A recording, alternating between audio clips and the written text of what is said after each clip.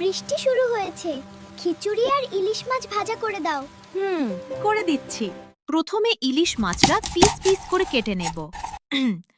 চাল ডাল খুব ভালো করে পানিতে ধুয়ে নিতে হবে। কড়াইয়ে সরিষার তেল গরম করে লবণ হলুদ মাখানো মাছের পিসগুলো মুচমুচে করে ভেজে নেব। এবার ওই তেলেই দিয়ে দিচ্ছি তেজপাতা, জিরে এবং পেঁয়াজ কুচি। হলুদ, লবণ, মরিচ গুঁড়া ও আদা রসুন বাটা দিয়ে মশলাটা খুব ভালোভাবে কষিয়ে নিতে হবে। এবার ধুয়ে রাখা চাল ডাল মশলার সাথে খুব ভালো করে কষিয়ে নেব।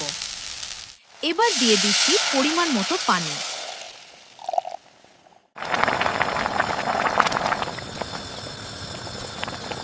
নামানোর আগে একটু ঘি ছড়িয়ে দিলে সুন্দর ঘ্রাণ বেরোয়। ব্যাস, তৈরি আমাদের রাজকীয় খাবার।